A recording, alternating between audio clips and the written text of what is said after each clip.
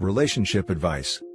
Mother, 42 female, who abandoned us in middle of the night, came back after 16 years, and it's killing me. 24 female, inside that my brother, 17 male, and father, 42 male, are too forgiving towards her, and it makes me resentful towards my own brother and father. My story is a bit long and I apologize for the upcoming wall of text. She and my father were high school sweethearts, who got pregnant at very early age of 17 and had me a month of their prom, and we lived in a rural place that's not big enough to be called a town, but still larger than your average village. Anyway, they settled themselves to a farmer's life after graduating and had my brother 7 years later, and she left us when my brother was only month and a half old baby. To this day, I can still remember waking up to get ready for school, and finding my father on the ground kneeling over and crying holding one of my notebooks.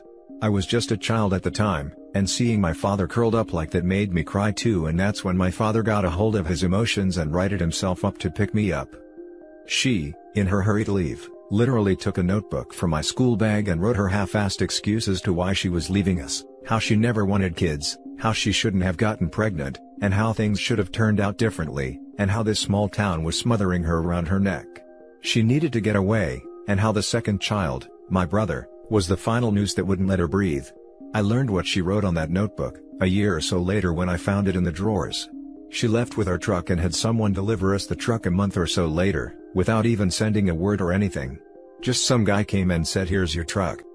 My father was a mess afterwards, not taking care of the farm, stopped eating, started drinking. It was the fact that I stopped going to school to take care of my brother, while my aunt, her sister, and her husband's words that finally made him bounce back. But you could see he was sad for a lot of years, and still even after a decade, he would get all closed up around the time she left her on their anniversaries. It was us, Dad and I, who took care of my brother. I'd come back from the school, do the dishes that was left over from our breakfast, and take care of my brother until he was few years older. Then I slowly became the woman of the house, so to speak. I'd cook the food, do the dishes and take care of my brother after school, and my father would spend nearly all his waking hours trying to manage the farm. We weren't the richest people around, but with only one depressed adult and 2 small kids, we earned more than what we needed, and even saved up a bit for my brother's college fund. My father insisted that I should have one for myself as well, but I was spending too much time on domestic and farm-related stuff to actually focus on my studies, and if I have to be honest, I loved the farm, animals and taking care of my brother. Anyway, nearly a year ago she returned to visit her family, my aunt and us too, and she was planning settling back here permanently. We knew that she had a good few years of modeling, which led to her joining the staff of some sort of a magazine from our aunt, as she still called her from time to time. She tried calling us a few times as well, but I refused to talk with her, and I think she was too ashamed to ask to talk with my brother. Anyway, when she came back, she apparently had enough for setting back here with a new house and some land. After a few days of her coming here, she tried to contact us again when she and my dad ran into each other at the town center. My dad says he told her about my opinion on her, but she insisted. Apparently, she owed that to me and I shove it, for the lack of better term, with few extras on the side as well. She tried the emotional, regretful parent on me with her crying and all, but I don't buy it, or rather, I just wish she never came back to disturb us and lived in her airy, breathable big city life, and left us the hell alone. My brother was not there at the time, as he's in his first year of college. He was admitted via early enrollment thanks to him being a lovable genius that he is. I knew my dad was still in love with her. I tried to set up a few dates for him before, but it never went anywhere, and that summer, this summer, they started dating again to my dismay and my brother's joy. My dad invited her over to dinner when my brother came back from his summer break and we had a family dinner. I wanted to warn my brother about her, but seeing his enthusiasm about it, I couldn't break his heart. So I just stayed civil and didn't speak unless spoken to. My father had kept that notebook for more than a decade, but I decided to burn it when I was 19. My father and had a pretty big fight about how I had no right to burn it, but I said to him that it was better than my brother accidentally finding it, and reading how her mother thought him as a noose around her neck that wouldn't let her breathe, and he caved in after that. Now, whenever I see her in our house talking with my brother who looks up to her like the genie finally granted his wish, I remember what she wrote, and the rage and hatred that goes through my very soul, is becoming that goddamned noose that won't let me breathe. My brother had a talk with me this morning, about me being cold toward her, and it turned heated when my brother said, "Why wouldn't I be happy? I finally have a mother." finally have a mother, and I shouted back at him, I was your mother, not that who, and I don't have a mother. I made my brother stormed out of the house crying, and seeing him cry made me cry, while my father tried to mediate between us and failed. The fact that I can't tell him that I hate her because she detested us, her own goddamn children, because it will hurt him more. The fact that she abandoned and scorned the loveliest, most innocent-looking baby with sky-blue eyes, when she was supposed to be a mother to him. I was a goddamned 7-year-old child when I cooed him, and changed his diapers for the first time with my aunt, showing me how it's done, and I didn't resent him. I loved him like a brother, and I loved him like she was supposed to. And the little comments people make about her and me now that she's back, are just salt to the wound about our likeness. Even my brother once commented on how we looked so alike, smile like each other, and how she probably looked like me when she had him, and it took all my willpower to not snap at him. I know that being this bitter, cold person will drive my brother away, and I know I should stop if I wish to preserve this blissful moment, even though the cause is her, but I can't help it. The worst part is, since she came back, she's not the heartless piece of crap that left us. She never raised her voice when I cursed at her when my brother was not around, or told her to leave us alone, or when the time I asked if she was avoiding me because I shouldn't be born at all, and she's trying to fix a mistake by avoiding me. I once even told her that does she think about the noose when my brother hugs her, and she just looked like she was punched and got teary-eyed, but only apologized and didn't try to defend herself. I can't even enjoy hurting her. She doesn't fight back, she's not the monster I made her out to be, at least she isn't now. And the worst part, today made me resentful and tired, like I don't even have strength to feel emotions. I actually understand the resentfulness now. Am I truly just like her for resenting my brother for forgiving her, and calling her his mother when I raised him myself with a depressed father at home, when I was just a child myself? Or the fact that my father accepted her back so quickly, makes me see him as a weak-willed man that makes me question the respect I have for him? Did I resent the fact that I stayed here on the farm, not going to college? They made me skip a grade as well before my mother left us. Would I find some sort of new outlook on life at college that would make me more like my brother or father, and be happy instead of being resentful? I've vented quite a bit, and I'm sorry and thankful to you guys, as I think it let me unwind a bit. So my question is, what am I going to do now? Now for the top advice. Her abandonment is a trauma, and she can't expect to come back and think everything is okay, regardless of how your brother and father are reacting. Family therapy might be worth pursuing. Forgiveness is also a personal thing. I think you are judging them for their response, understandable, and they are judging you for yours. They need to accept that you're entitled to your feelings, and that things do not get fixed overnight. Likewise, you have to accept their reaction. I think you're in an impossible situation, and college might be good for you. You can focus on your life and your future, instead of sacrificing for your family. You didn't have a childhood and deserve to have your own life now. Even if you don't want to do family therapy, you could get a counselor and work on your own issues. This sounds incredibly painful, and I'm sorry you're going through this. Thanks. I am not sure about family therapy. None of us ever had professional help when it comes to mental health, and it feels like it would be such a claustrophobic, uncomfortable experience. It might be my lack of knowledge talking, but talking about our most inner thoughts and feelings as a family with a stranger chiming in on the side, I think I'm too bottled up for an experience like that, and I think I would explode or embarrass myself. I don't know what to do with myself. I love the farm, I really do. I love my animals, our LGDs, cattles, sheeps. I grew up with them and I love taking care of them, and I've never stayed a night in a big city as well, so I don't know if I could like the idea of living there. I remember wanting to be an archaeologist or a historian when I grew up, but I still read even as a farmer, so I don't know. Thanks again. You need to sit down with your father and talk with him, because he's the only person who knows the truth of the situation. But I don't think that's going to solve it for you. Please get yourself some therapy. It might be that you yourself need some separation from your family if they're going to welcome your mother back with open arms, without considering how it makes you feel being forced into the mother role at 7 years old.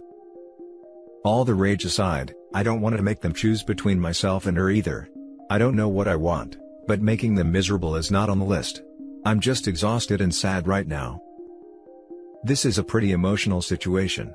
Unfortunately, your brother will never understand the resentment you have for her, because he doesn't know, and shouldn't know, what she wrote and why she left, in the same way you and your dad does.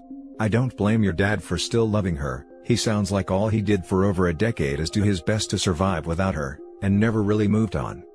You got hurt so much from her leaving. You, as a child, put the weight of your family on your shoulders. You took on responsibilities and an emotional burden that you never should have at such a young age. You needed to grieve the loss of your mother in your life too, but you didn't get to properly. And all of a sudden, she's back? Yeah, that's crappy as heck. She left all the childcare to you and your father. We could sit here all day talking about how messed up it was for your mom to leave, and then pop back up like nothing ever happened. She got to go on her own successful adventure for many years, doing her own thing and abandoning her family. She obviously is hurting from her own actions too, however, she has no idea what you are feeling. Everyone in your family is dealing with this differently, and I know it hurts you how easily your brother and dad could let the person who abandoned you all back in. I suggest you try to step back now.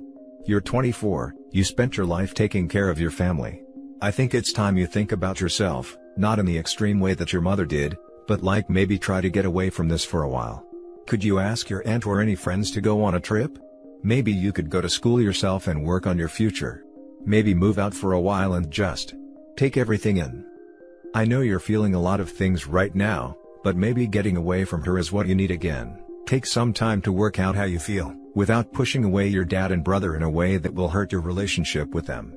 Obviously, everyone is going to recommend therapy too, but seriously, just think about you right now.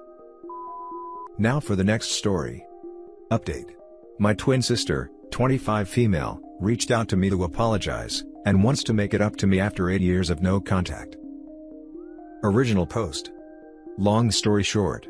My sister was the golden child, and I, 25 male, was the black sheep of the family.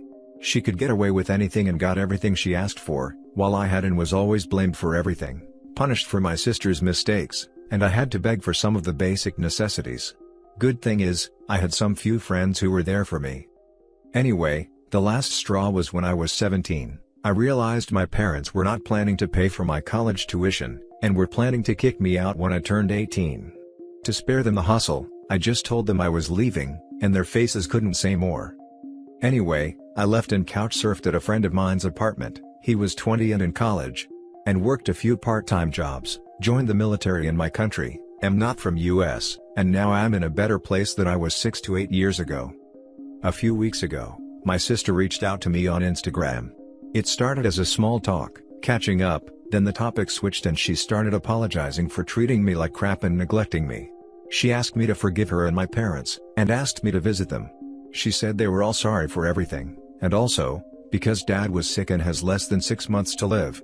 I told her I don't want to talk about it, but I will let her know when I make my decision.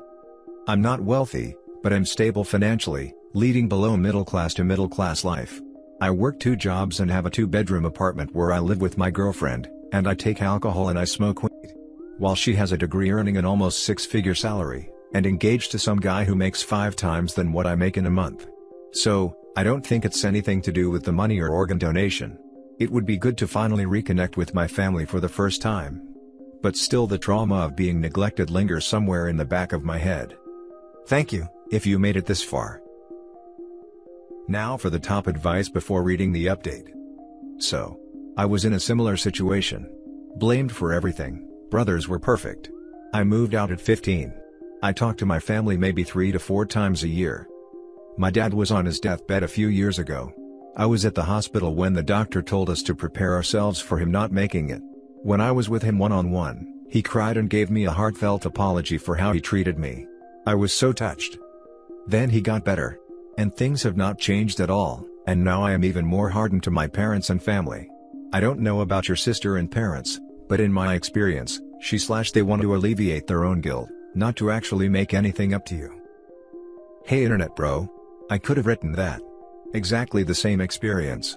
The second time it happened, I just told them good luck, high five, I don't give a crap, and boy did it feel good. My kids don't know those people are alive, and I intend to keep it that way. Therapy helped me a lot with distancing myself. If you still feel responsible for anything, I can highly recommend it. If your parents are sorry and want you to visit, then they need to tell you that. Your sister can't apologize for them. She can only apologize for herself. Agree with this. The parents need to confirm their intent. How convenient that when the dad is dying, is when they only decided to reach out. Funny that the parents couldn't tell you themselves that they're sorry. How freaking convenient. Yes, it's very telling, isn't it? There's almost certainly an ulterior motive here. OP doesn't think it has anything to do with finances or organ donation. My guess is a bone marrow transplant, but it could also just be to assuage a guilty conscience. Either way, it's got nothing to do with making things right for OP. And now for the update. And after taking some time to think, I thought it would be better to give a little update. So, my sister wrote a long email apologizing for treating me the way she did. She had a few reasons to treat me like she did. In general, our parents treated her like a golden child, and she did everything not to be anything less, and was led to believe that I was always the one in the wrong. She always wanted to please her parents, but now she's grown and realized that what she did was horrible. She didn't mention anything about our sick dad, just her apologizing for her mistakes. Anyway, I told her if my parents really wanted to talk to me, they would have reached out to me themselves. And I was not willing to see my dad. She told me she understood, and that when our parents came to learn she had found my social media, they asked her whether there's any way she can convince me to go see them.